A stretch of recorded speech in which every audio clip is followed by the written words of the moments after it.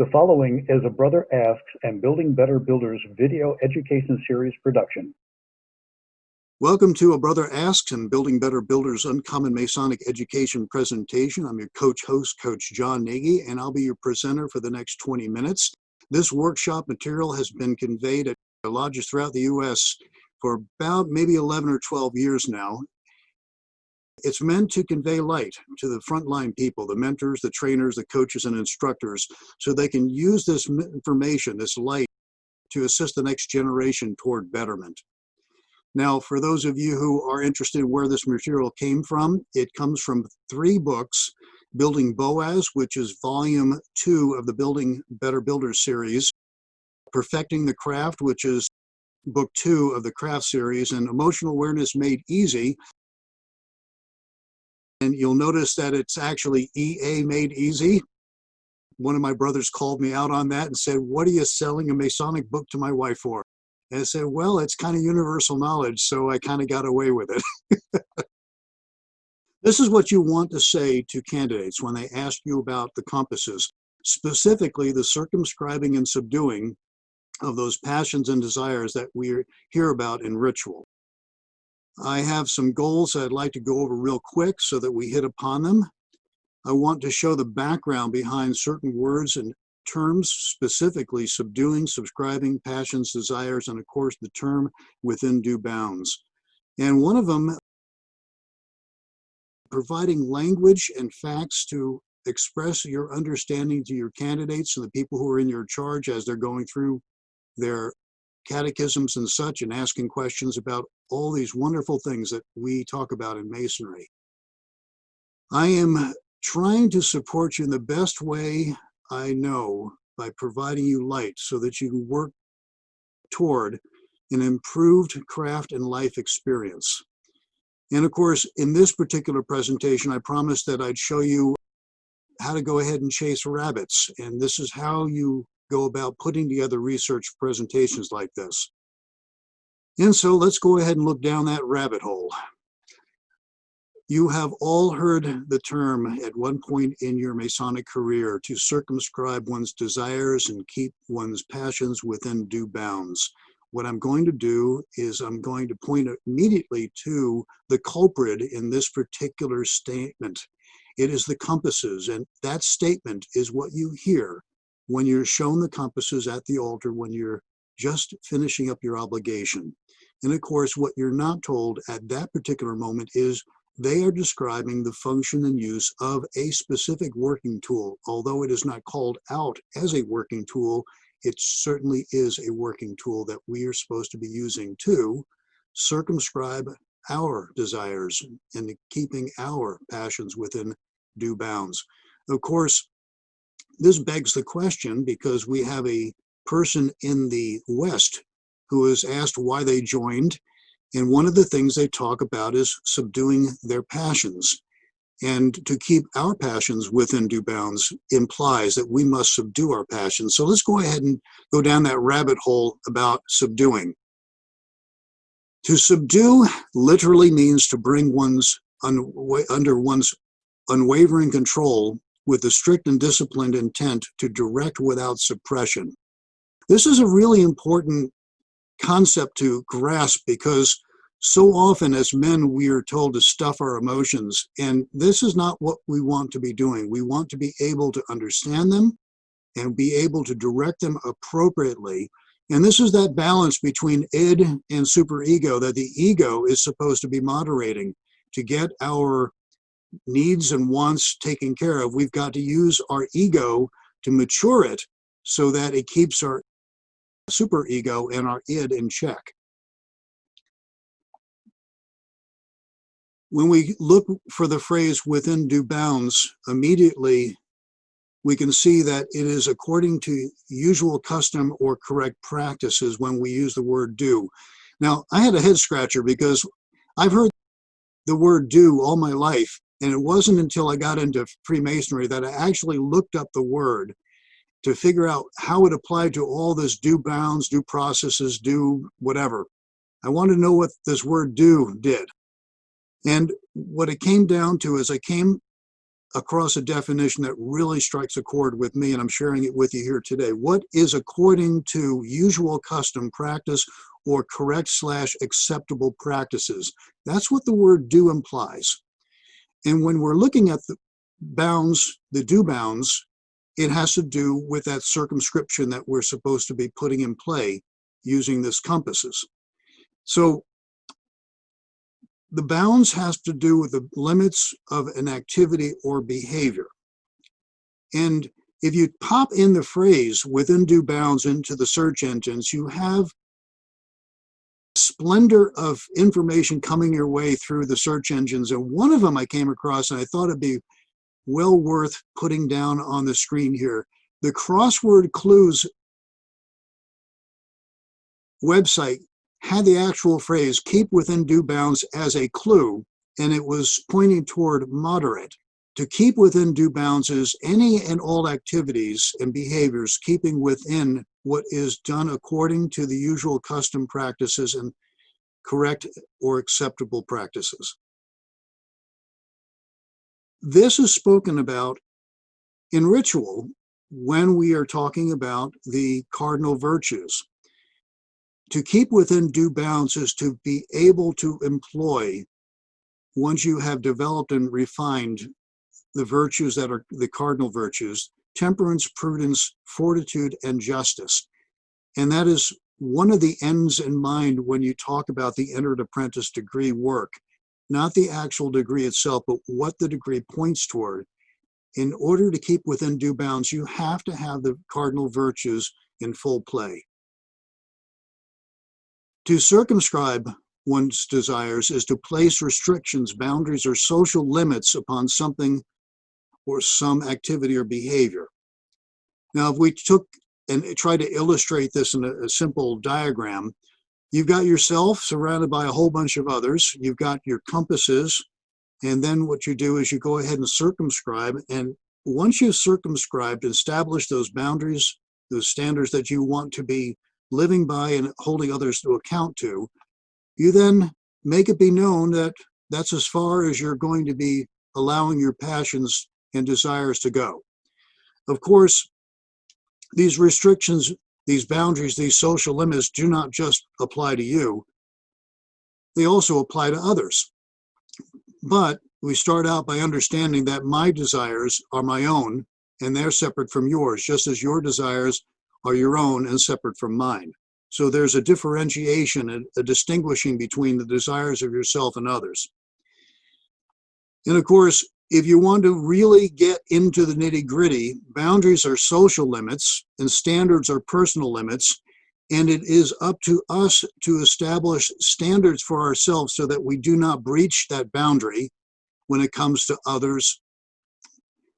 And in this respect, the boundaries are actually circumscribed social limits using the compass as a working tool, but the standards are personal limits to which we keep ourselves within due bounds using the circumscription of the compasses. We go into one's desires. The basics of one's desires is what one wants, craves, wishes, or longs for. And the interesting thing is, desires require no action whatsoever. You can be a wanting and craving fool, but you do not have to take any actions on them whatsoever. However, passions are a little bit different. Those are the things, the activities, the situations, and even the people themselves that we associate with, that we may want to engage in. And with this caveat, it's where we willingly suffer to pursue them. There's a certain amount of suffering when it comes to passions, and this is something that is absolutely mandatory if we go down the path of taking action on them. Whereas if we take no action on our passions, we're going to suffer inside because we're not getting and pursuing what we want. How do we get to this point? Well, we take a look at the word passion. We look it up in the dictionary. We find out, according to the dictionary definition, modern day dictionary meaning, strong or powerful emotion. And we continue down that course and we find out that there are a plethora of definitions associated with passions. And right now I see 6 on the screen, but we're going to go all the way down to the very last one.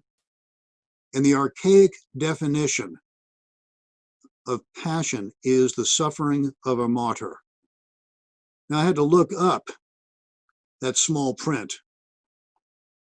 Martyr is one who bears testimony to faith, but most especially is one who willingly suffers, even to death, rather than surrender his or her religious faith. That was an interesting twist on looking up the definition of passion, because I recognized immediately that there was always some element of sacrifice, whether it be yourself or things that you want when it comes to passions, particularly when you pursue them. And I've got a definition that I want to go over.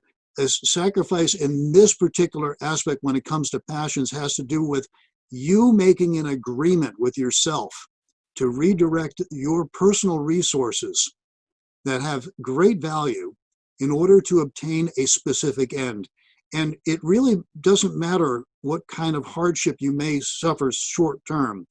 You're pursuing your passion, and that's all that matters. So to subdue one's passion literally means that the passions are those things, activities, situations, and of course people that we want and we're willing to suffer to pursue them. Now, when I looked up passion in Wikipedia, it's interesting. It said passions and desires go hand in hand. I said to myself, well, okay, so I know what the differences are to me, but it also basically says that passions can also be positive or negative and can be sometimes unpleasant. So let's do a contrast between these two. And when we look it up, we find out once again that passions is something that you want, and the obsolete definition of passion is to suffer pain or sorrow. When you contrast the two, you wind up seeing immediately that passions are things that you want, activities, situations, and people, but the passions are those wants that you're willing to suffer, and you'll do it willingly, which makes them basically a subset of desires. And we have a bunch of subsets within Freemasonry that are not immediately obvious until you start looking down that rabbit hole and pursuing meanings, as I have done here with you today. So when somebody asks you what your passion is, and I'm sure that somebody sometime in your life has brought the word passion up in that respect, basically means what are the things, activities, situations, people, what have you, that you willingly suffer to pursue and do so typically without any complaint whatsoever. And I have a lot of times when I hear the people that I coach, particularly the ones that go on job interviews, they're asked what their passion is, or, what are they passionate about? And I coach them all the way down the line with, you really want to make a good impact, you let them know what you're willing to suffer for. And they'll know right off the bat what it is that you really want in life, and they'll be able to gauge and treat you accordingly. However, I want to point out about 2,000 years ago, there was a guy who was very passionate about what he wanted for mankind. And he was willing to get nailed to a cross and suffer in order for him to get what he wants. And I use this as a typical illustration of, you want to know what passion looks like? Well, on your screen is a typical example of a man willing to pursue something that he wanted very much to the point of dying for it. So when we go back to that phrase, to circumscribe one's desires and to keep one's passions within due bounds, I'm going to redirect this comment and make it very personal. To establish and maintain unwaveringly acceptable personal and social limits on our activities and behaviors in regard to what we want and what we willingly suffer to pursue. Now, conversely, this has to do with our personal behavior and even professional behavior when it comes to others. But this also means the following. This also means that is do the very same thing on the activities and behaviors of others in regard to ourselves with what we want and what we willingly suffer to pursue. Now, if we're not in alignment with the absolute passions that are being put forth to us by our business partners, our mates, our friends, our brothers, what have you, then we shouldn't be made to suffer. And let me go to the next screen. Why is this so important? Well, when it comes to ourselves, no other person should be made to suffer for our pursuits. It doesn't make a difference whether it's personal or professional. If we choose to suffer, somebody else should not. No one else should not, whether it be physically, emotionally, intellectually, or spiritually. No one should be made to suffer because of what we are passionate about. And on the flip side of that, we ourselves should not be made to suffer for anyone else's pursuits, even if it's personal or professional, in the minds of people that we're very close to. Now, if we're in perfect alignment with what it is that we're passionate about, then we go at it together. However, if our passions are not aligned, we need to make sure that we not only circumscribe to keep our behavior within due bounds, but to make sure that the passions and desires of others don't creep into our lives and affect us negatively. Back in about the time of Jesus in Rome, about the same time in the same place, a guy named Seneca the Younger was quoted to have been saying something along the lines of this, and I'm sure this is a translation. Whatever has overstepped its due bounds is always in a state of instability. And I said to myself, well, that's interesting. I'm going to go ahead and circle instability and put in the buzz phrase. The whole idea is to bring order to chaos.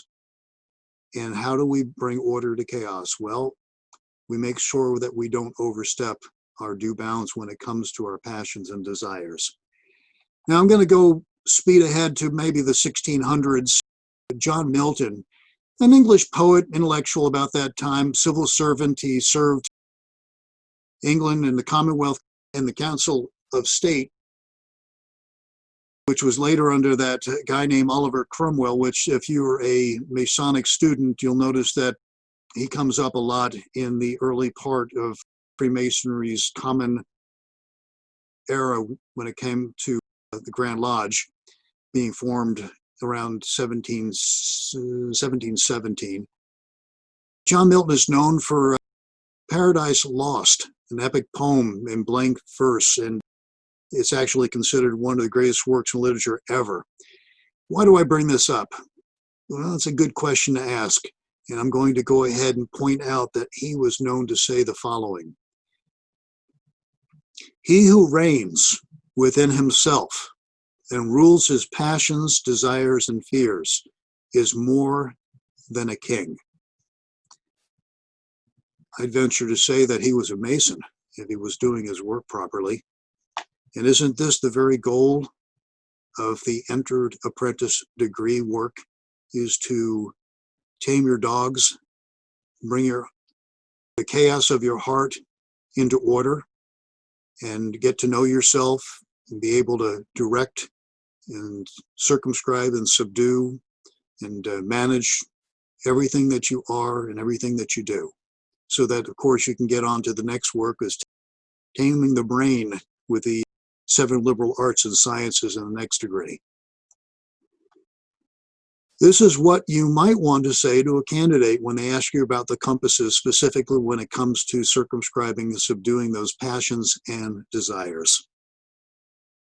I hope you enjoyed chasing the rabbit with me during the last 20 minutes or so. If you stick around for the conversation afterward, I'm going to continually ask what your takeaway is, what you plan on doing with it.